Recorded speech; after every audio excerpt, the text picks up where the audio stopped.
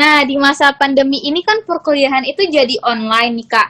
Nah, apa sih hal yang kakak-kakak sukai atau nggak sukai selama perkuliahan online? Terus, menurut kakak-kakak enakan mana online sama offline? Aku deh ya, eee, suka duka untuk, apa, kuliah online atau kuliah daring ini, ya sukanya ada, dukanya ada, ya kan. Sukanya itu yang pertama, ya kita di rumah, ya kan, kita, bisa belajar lebih banyak yang biasanya kita di lingkungan sekolah tidak banyak waktu untuk kayak misalkan baca buku, ya kan, hal-hal yang sekiranya nggak keburu ya kan, dan kalau misalkan kuliah langsung kan biasanya pulang ke kosan atau rumah langsung capek tidur ya kan. Tapi kuliah online kita banyak waktu untuk lebih banyak eksplorasi ya kan, ilmu-ilmu yang di luar sana ya kan, kayak ngikutin apa eh, kuliah selain di kampus ya kan, kayak di seminar-seminar gitu. Dan sukanya juga kayak misalkan eh, UTS dan UAS itu kita banyak waktu gitu untuk belajar ya kan. Kalau misalkan offline kan kita SKS ya kan, wah gila dikejar waktu banget kan. Dan dukanya banyak juga sih, kayak misalkan kita biasa kuliah di bangku kuliah ya kan, ketemu langsung dosen, ketemu teman, sekarang sendiri aja di rumah. Nggak ada nggak ada atmosfer belajarnya gitu. Kan kalau misalkan kita di kelas kan ada teman ngobrol, enak diskusi langsung ya kan. Kalau gini kan kita ya gini, kita otodidak ya kan belajar sendiri. Itu aja sih. Berarti kalau misalnya kuliah offline itu kayak waktunya lebih banyak di kampus. Tapi kalau misalnya online kita malah lebih sering natap laptop gitu nggak sih, Kak? Iya, betul. Mungkin dari Kelvin ada mau sharing terkait kuliah online dan offline. Oke, mungkin dari sisi online dulu ya. Kalau suka dukanya hampir sama sih, sama kayak Bang Kresna. Mungkin saya menambahin dikit. Kalau sukanya dulu ya. Kalau sukanya, ibaratnya gini nih, ada perkuliahan mata kuliah mikroekonomi satu nih, yaitu di jam 7 nih. Nah, aku tuh baru bangun jam 6 6.50. Nah, jam 6.50 tuh yang masih bisa rebahan, main HP dulu. Nah, ketika perkuliahan dari masuk jam 7 itu tuh ya login. Nah, itu sih ini kebiasaannya nggak perlu ditiru sih. Cuma ya itu kan sukanya kan kayak gitu. Nah, lalu kalau dukanya sama juga kayak Bang Kresna, mungkin apa ya atmosfer belajar lebih berkurang sih. Soalnya kan lingkungan kayak kamar, terus ruang makan, ini itu aja gitu. Kalau keluar kan ya tidak, ya buat mutus rantai COVID dulu lah, makanya tidak disarankan untuk keluar. Mungkin itu sih lingkungan belajarnya yang tidak baik gitu, karena ya terpaku dari laptop, ya dari laptop juga kan mata jadi sakit, badan juga jadi lebih pegal, lebih berat lah. Mungkin kalau dari offline sendiri sukanya atmosfer belajarnya lebih enak banget. Soalnya di situ ada bisa kita interaksi dengan tutor. Nah, tutornya di sini tuh buat semisal ketika ada mata kuliah khusus gitu kayak makroekonomi, mikroekonomi, itu kan ada tutor. Nah, itu lebih enak sih interaksinya buat nanya-nanyanya. Terus buat kalau offline buat ngumpul-ngumpul tuh udah enak banget. Udah kangen banget lah, udah 8 bulan di rumah kayak aduh, udah jenuh banget. Mungkin kalau dukanya kalau di offline apa ya itu sih benar juga kata Bang Risna, waktunya itu kurang. Semisal kan saya ini nih ditinggal di rumah saudara nih di Kebayoran lama ya. Nah, itu tuh butuh waktu 30 menit kalau itu nggak macet. Nah, kalau macet itu tuh ya 45 menit itu harus nunggu dulu gitu. Jadi waktu perjalanan aja sih lebih ke makan gitu daripada waktu belajar dan sebagainya. Mungkin dari aku itu aja sih. Kalau Kelvin kuliahnya itu pulang pergi gitu ya, nggak ngekos ya? Enggak ngekos. Kebetulan Oke. di Jakarta ada saudara sih jadi lebih enak lah tidak ngekos. Jadi ada plus minusnya sendiri kalau misalnya offline harus perginya lebih cepat gitu ya. Tapi kalau misalnya online enaknya pagi juga berapa menit sebelumnya bisa login, mandi juga nggak perlu gitu Nah, kan. betul banget. Mungkin Kak Ayu bisa nambahin juga nih terkait kuliah online versus offline. Kalau aku nih, yang nggak sukanya dari online tuh ya karena sama kayak Kak Kresna sama si ini juga Kelvin, itu nggak ketemu sama teman-teman. Jadi tuh kayak semua tuh males, mau dengar juga males, mata juga males lihat laptop, ya semuanya serba males. Apalagi sekarang kalau online, kayaknya tugasnya makin menumpuk ya, makin banyak, makin dicecar sama dosen. Ya, ya ampun, itu buat aku makin stres, apalagi dengan ruangan itu-itu aja. Kalau misalnya kalau misalnya offline, itu kita bisa berinteraksi sama temen juga, sambilan dosen lagi istirahat mungkin. Dan kita juga lebih aktif sama dosen kalau misalnya lagi nerangin. Apalagi kalau misalnya nih ada matkul matkul hitung-hitung lah. Itu kalau misalnya offline, itu susah, misalnya online, itu susah banget dimengerti. Soalnya tuh kayak ubah-ubah slide, jadi tuh kayak nggak menetap gitu. Jadi mata kita sama pikiran kita kayak campur aduk gitu. Tapi kalau online itu udah satu papan, semua udah dijelasin sampai habis. Jadi menurut aku gitu. Manakan enak offline sama online, ya enakan offline. Udah. Oke, berarti perspektifnya emang beda-beda nih ya.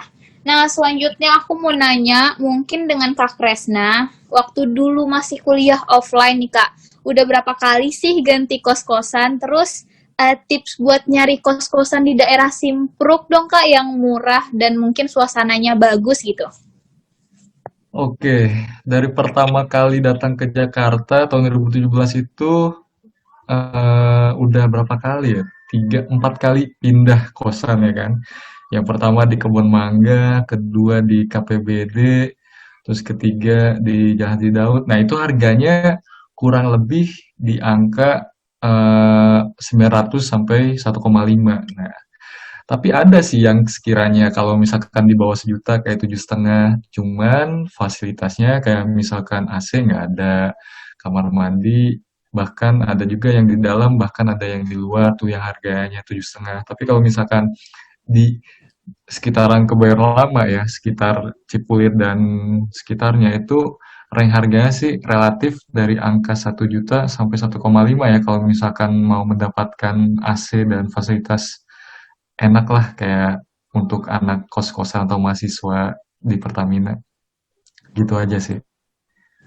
Bener banget, berarti emang kalau misalnya nyari kosan itu ada harga, ada kualitas gitu. Kalau misalnya Betul. harganya murah, ya kualitasnya emang sedikit lebih di bawah yang harga rata-rata. Nah, buat Kak Kresna, bisa kali ya kalau misalnya ada nanti yang dengerin podcast mau nyari-nyari kosan, bisa kali kontak Kak Kresna ya, yang udah 4 kali Boleh. ganti-ganti kosan. Iya, Nah, jadi host kos-kosan. selanjutnya iya. Nah, selanjutnya mau nanya juga nih buat semua kakak-kakak, makanan favorit di kantin UP apa selama kuliah offline dulu? Mungkin dari Kelvin dulu bisa. Apa Vin yang paling enak nih Um, di kantin UP? apa ya? Kayaknya di kantin semuanya enak sih. Cuma kalau makanan spesifik enggak. Mungkin dari aku mie ayam itu udah pasti sih udah makan mahasiswa banget lah. Lalu ada gulai ya kalau nggak salah gulai kambing itu aduh enak banget di kantin atas itu. Harganya pun ya terjangkau 10.000 bisa ambil nasinya itu sebanyak-banyaknya. Terus apalagi kerupuknya waduh itu the best banget sih. Lalu kalau di bawah itu yang paling rekomend ini makanan ya tadi ya. Oh, Iya kalau benar. makanan ada juga ketoprak. Ketoprak di dekat-dekat laboratorium laboratorium sih itu enak juga. Harganya juga terjangkau. Mungkin dari aku itu sih. Banyak juga ya favoritnya. Mungkin dari Kak Ayu bisa sharing makanan favorit di kantin UP tuh apa aja, Kak? Kalau aku ya, kalau aku Mm-mm. lebih suka geprek-geprekan. Soalnya menurutku makanan di kantin tuh manis-manis selain geprek. Soalnya kan aku orang Aceh tuh. Jadi suka yang pedes-pedes. Kalau manis tuh kayak ngerasa kayak makan apa gitu aneh aja. Jadi geprek. Mungkin karena udah manis kali Kak Ayu ya. Iya, iya, iya. Nah, mungkin dari Kak Kresna nih yang udah semester 7 ya, Kak? Semester. Iya, semester 7 nih, semester akhir. Nah, makanan yang paling enak menurut Kak Kresna tuh apa di kantin UP, Kak? Iya, makanan paling enak sebenarnya dulu ada ya kan, tapi berhubung mungkin ada banyak perubahan tempat ya kan, nggak tahu kemana, itu pindah. Itu ada enak namanya itu ayam rica-rica. Nah itu cuman sekarang udah nggak ada. Dan itu terjangkau banget ya kalau di luar ya harganya udah sampai 20 ribuan, tapi di situ cuma 10 ribu udah include ini lagi apa? Es teh manis. Mana ada coba di Jakarta 10 ribu udah dapat es teh manis dan ayam rica-rica. Itu dulu ya tahun 2018 awal kalau salah, tapi sekarang udah nggak ada. Itu makanan favorit banget. Tapi benar kata Kelvin tadi, kita sebagai mahasiswa cari yang murah dan banyak. Bahkan kalau bisa refill tuh nasi ya di ayam Itu gultik di tuh. kantin atas atau di kantin bawah, Kak? Yang ayam apa sih? Ayam rica-rica. Ya, ayam rica-rica. Cuma udah nggak ada sekarang. Oh, udah nggak ada. Oke. Nah, selanjutnya aku mau Oh ya, nanya Mor, tadi boleh nambahin nggak, Mor, yang tadi makanan? apa lagi tuh, Vin? Oh, kalau tadi kan di kantin nih, ada lagi sih kalau di dalam UP sendiri itu namanya risol dan danusan. Itu nomor satu Oh, kalau lagi pagi-pagi itu. lantai Jam 5 7 ya. lapar, iya jam 7 lapar, terus ya pura-pura ke dosen lah, izin toilet, lalu beli di situlah satu atau dua itu. Itu sih enak banget sih, apalagi ya itu buat jualan penglaris banget lah, risol, terus apalagi ya, piscok, dan lain sebagainya sih. Mungkin rekomendasi buat teman-teman yang belum merasakan kuliah itu sih nanti. Dan itu risolnya dan jualan-jualan itu kalau nggak salah di lantai 5 udah 5. pas ready di jam 7. Mungkin itu aja, Mor. Jiwa-jiwa danusnya Kelvin keluar Iya, ya iya kayaknya. toh. Oke, selanjutnya mau nanya juga terkait UKM yang pernah diikutin mungkin dari Kak Ayu bisa sharing UKM apa aja yang pernah Kak Ayu ikutin selama perkuliahan, Kak? Aku UKM badminton itu pernah sampai sekarang dari awal tahun sampai sekarang karena aku juga hobinya bermain badminton.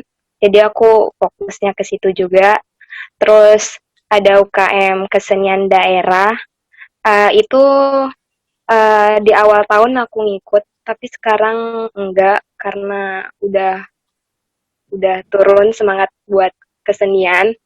Terus udah itu aja berarti. Iya itu.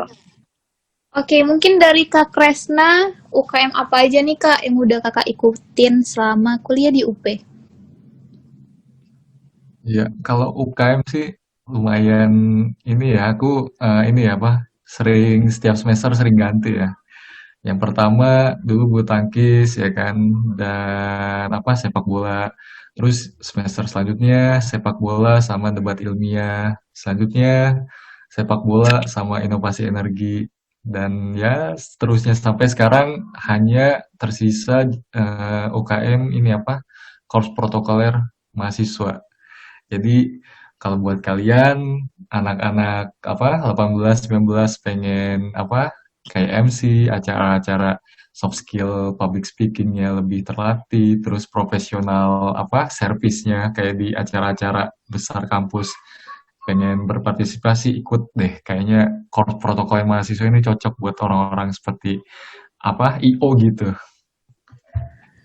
Oke, banyak juga ya UKM-nya Kak Kresna. Mungkin karena UKM ini bisa diganti setiap semester, jadi mungkin Kak Kresna mau coba hal-hal baru gitu ya, supaya bisa Betul. ngerasain. Nambah teman juga. Oh iya, oke, baik.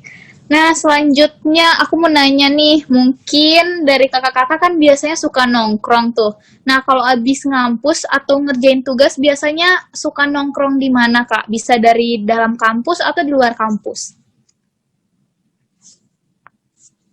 Siapa nih yang mau jawab duluan? Mungkin dari Kelvin. Oke deh, aku dulu. Kalau aku prinsipnya simpel sih, nggak terlalu banyak banget. Aku prinsipnya gini, kupu-kupu. Kuliah pulang. Soalnya kan saya kebetulan tinggal di rumah saudara nih. Kalau misalnya nongkrong kan gak enak banget ya. Saya juga jaga sopan santun. Mungkin kalau tempat nongkrong saya dikit sih. Kalau di dalam kampus biasanya tadi ruang diskusi di lantai 7 dan 8. Di lantai 3 itu kan ada di depan auditorium ya kalau nggak salah itu ada kursi-kursi yang itu tempat buat duduk-duduk juga. Kalau di luar kampus sendiri sih tempat nongkrong biasanya kamar teman sih yang paling the best lah, bisa tiduran, bisa ya sesuka hati lah. Mungkin dari aku itu aja sih. Benar-benar. Emang kosan temen tuh lebih nyaman daripada kosan Betul. sendiri ya. Nah, mungkin dari Kak Ayu bisa sharing juga di mana sih biasanya Kakak kalau pulang ngampus atau ngerjain tugas itu nongkrongnya suka di mana, Kak? Aku lebih suka nongkrong di luar, itu di rumahnya temen aku.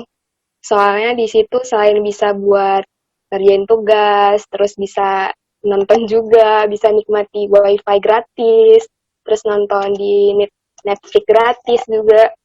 Itu serius enak banget kalau di rumah temen, bisa nikmati serba gratis. Soalnya kita anak asrama, jadi tuh kalau misalnya di asrama tuh nggak ada TV, ya kan? Jadi ya di sana aja cocok.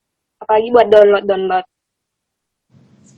Oke, mungkin dari Kak Kresna yang kayaknya emang anak tongkrongan banget, mungkin bisa sharing Kak di mana sih suka nongkrong biasanya nih? Enggak juga sih, enggak suka nongkrong juga sih. Intinya sih kalau habis kuliah, kalau misalkan ada tugas, ada teman-teman yang ngumpul dulu, kayak misalkan di lantai 8 pojok, kalau nggak di ruang diskusi, bahkan di perpus, kalau misalkan ada tugas yang belum kelar, kita sering kelarin dulu di kampus. Terus kalau misalkan nongkrong di luar kampus, itu bener banget sih kata Kelvin sama Ayu. Kita ke kosan teman-teman, bahkan kalau misalkan kosan teman itu enak, ada AC, TV, WiFi, terus apalagi kalau ada makanan ya, gratis lagi. Kita tinggal makan aja tuh. Jadi ya nongkrong di lingkungan kampus ya paling di kantin atas, kantin depan, ya kita paling ngobrol-ngobrol santai aja kali ya setelah rehat selama seharian udah kuliah. Begitu aja sih kegiatan nongkrongnya. Oke. Nah, selanjutnya aku mau nanya nih terkait mata kuliah favorit nih buat Kak Kresna, Kak Ayu dan Kelvin mungkin bisa sharing mata kuliah yang pernah udah dibelajar di selama di kuliah itu kenapa bisa jadi favorit gitu.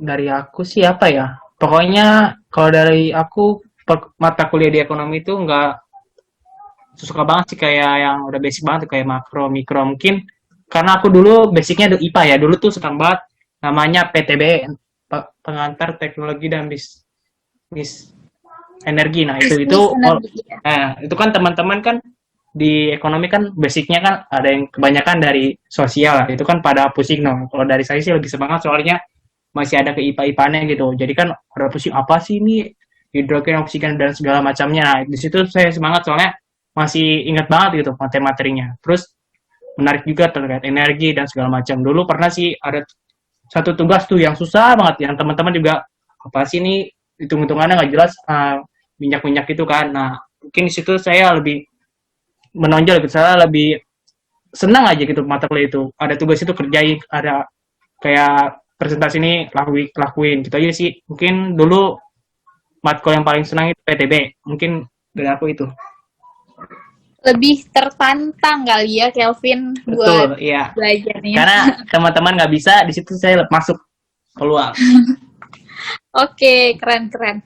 Nah, selanjutnya mungkin dari Kak Ayu, matkul favoritnya Kak Ayu nih apa? Aku pengantar mikro. Soalnya tuh kenapa pengantar mikro ya? Karena kayak mikro kayak belajar di SMA juga. Palingan hitungannya cuma kayak hitung total revenue, marginal cost, average cost. Itu di sana juga di SMA juga udah dipelajarin. Terus yang kedua yang aku suka tuh matematika dasar. Soalnya tuh kayak dasar banget. Jadi lebih enak, lebih mudah dipahami, terus nggak ada belebet-belebetnya gitu. Mungkin kalau dibandingin dari yang semester sekarang Kak Ayu sangat jauh beda gitu ya Kak dengan matkul awal-awal ya. Jauh. Ya makanya sekarang aku kayak nggak sesuai ekspektasi aku sekarang kalau udah semester ini udah ngerasa, wah rupanya ekonominya gini rupanya ya. Sumpah, kalian harus ke ekonomi. Tertantang. Oke, selanjutnya mungkin dari Kak Kresna, matkul favoritnya Kak Kresna apa tuh? Matkul favorit ya, ada beberapa sih. Ini menarik banget karena belum pernah terpikirkan bahwa ekonomi ini ternyata banyak juga ya. Yang pertama itu adalah makroekonomi. Nah, itu ya kita di situ belajar untuk menganalisis lah secara makro ya kan, secara general bahwa ekonomi itu sangat besar dan luas. Terus yang kedua itu adalah analisis kebijakan publik. Nah, di sini seru banget kita belajar bagaimana ada kebijakan kita menganalisis, lalu kita saling bertukar pendapat dengan teman-teman sekelas ya kan. Nah, itu sangat seru banget bahwa ternyata oh kebijakan publik kita banyak perspektifnya ya kan dengan uh, satu orang dan lainnya ya kan. Bahkan kalau misalkan ada yang debat panas, bahkan sering ngotot-ngototan kan bahwa kebijakan ini lebih baik, kebijakan itu lebih baik. Nah, itu enak juga tuh, analisis kebijakan publik itu sangat asiknya di situ. Terus satu lagi, benar tadi kata Kelvin, ada PTBE. Nah, itu PTBE itu adalah salah satu mata kuliah di luar ekonomi dan hanya ada di Pertamina ya, satu-satunya ekonomi yang belajar langsung mengenai energi ya. Sehingga kita tahu bahwa oh ternyata orang-orang petroleum atau minyak asik juga ya. Nah, disitulah anak ekonomi Pertamina ini sangat istimewa atau spesial dibandingkan ekonomi-ekonomi yang ada di Indonesia. Itu aja sih. Oke, nah yang selanjutnya aku mau nanyain nih kan kita tadi udah ngomongin seputar kampus, seputar prodi. Aku mau nanya suka duka yang dialamin selama berkuliah di Universitas Pertamina itu apa sih? Mungkin dari Kak Kresna dulu boleh? Suka duka di kuliah di Pertamina ya. Sukanya itu Iya. yang pertama ya di Jakarta ya kan. Kita tahu Jakarta ini banyak sekali link-link atau networking yang sangat luas. Bahkan kalau misalkan kita kuliah di daerah ya, mungkin agak kesulitan dapat informasi. Nah, kita beruntung ada di Jakarta, Universitas Pertamina khususnya. Kita banyak sekali apa namanya acara-acara yang di Jakarta yang bisa kita datangi atau kita hadirin atau kita partisipasiin ya. Terus yang kedua adalah ya di Pertamina cukup baik lah secara dosen, friendly.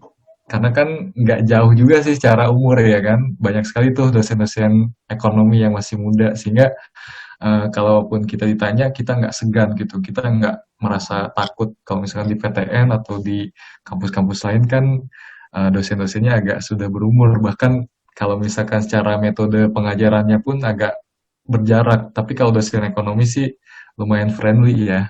Kalau dukanya itu ya kita kuliah di Pertamina ternyata bisa langsung kerja Pertamina, ternyata enggak ya kan. Kenyataannya kita harus tetap bisa berkompetisi dengan PTN lain untuk bisa masuk sebagai pegawai Pertamina. Terus yang kedua adalah fasilitas yang ada di kampus ini masih kurang ya kan, sehingga kita masih banyak belum bisa eksplorasi kemampuan kita. Kalau misalkan kita ikut UKM, bisa tahulah rasanya kayak gimana. Banyak sekali aktivitas-aktivitas yang seharusnya bisa di kampus, ternyata kita harus beli dulu di luar, bahkan kita harus nyewa dulu di luar. Itu sih dukanya. Oke, selanjutnya aku mau nanya sama Kelvin nih. Hal apa sih yang paling berkesan selama kuliah di UP? Dan kalau boleh kasih pesan dong buat adik-adiknya, mungkin bisa untuk maba yang baru join Pertamina. Oke, kalau kesannya sih UP ini kan visinya di global leaders ya. Di sini sih kalau pandangan saya tertantang sih jadi bagaimana menjadi leader yang baik, bahwasannya bukannya tentang ini bukan itu. Soalnya leader yang baik itu menurut saya dia mendengarkan pandangan-pandangan dari yang lain-lain lalu mengelaborasi itu menjadi ide yang satu itu yang utuh yang bisa diterima oleh teman-teman lain dari latar belakang yang berbeda-beda.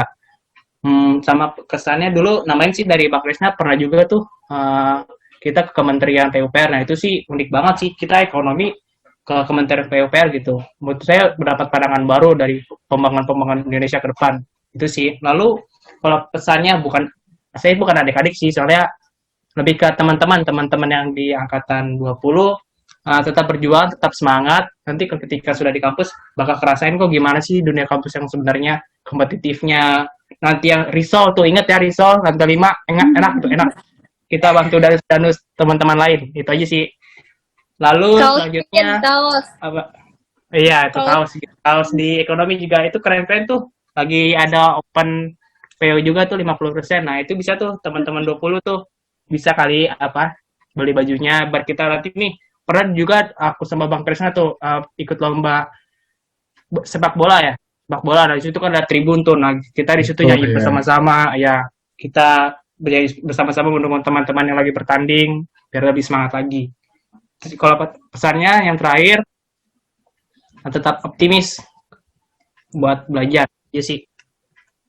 Oke, makasih ya buat Kelvin. Selanjutnya mungkin Kak Ayu nih. Hal apa sih Kak yang paling berkesan selama kuliah dan pesan buat adik-adiknya yang baru join Pertamina?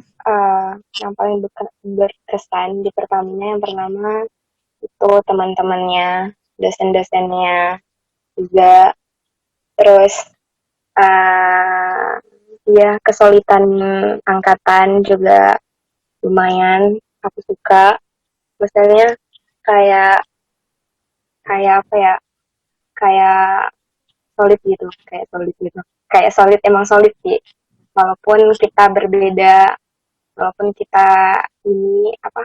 Walaupun kita berbeda daerah, tapi orangnya tetap menghargai gitu perbedaannya. Terus kayak perbedaan agama, orangnya tetap menghargai gitu.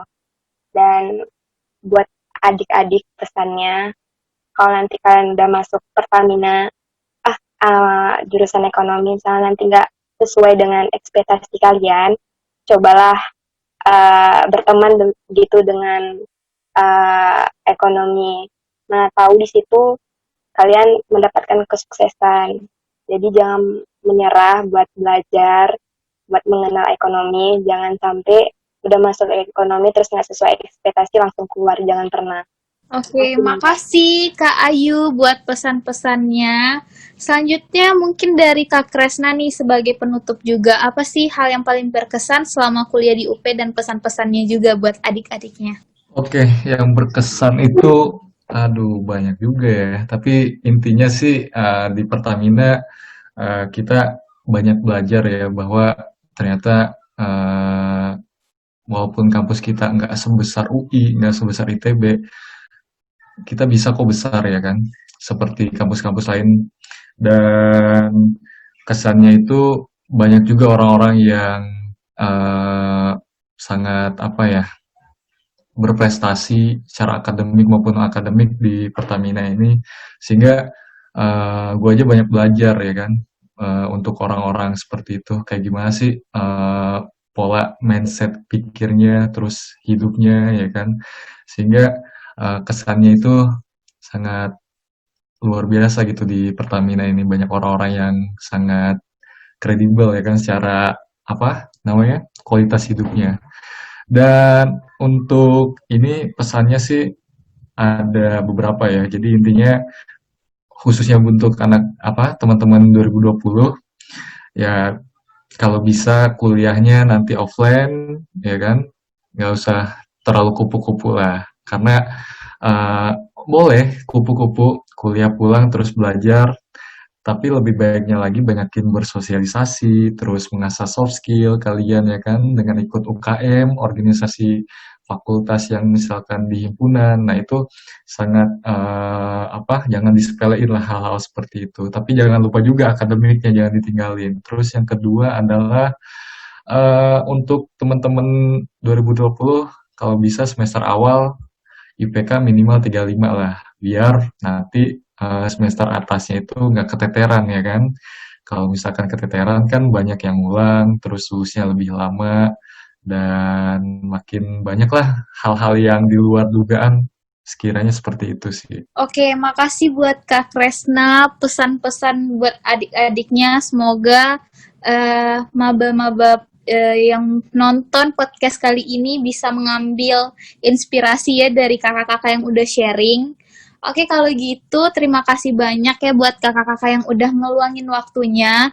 Dan makasih juga udah mau sharing seputar kampus, udah ngasih tips. Dan yang pastinya bakal berguna banget buat teman-teman yang dengerin podcast ini.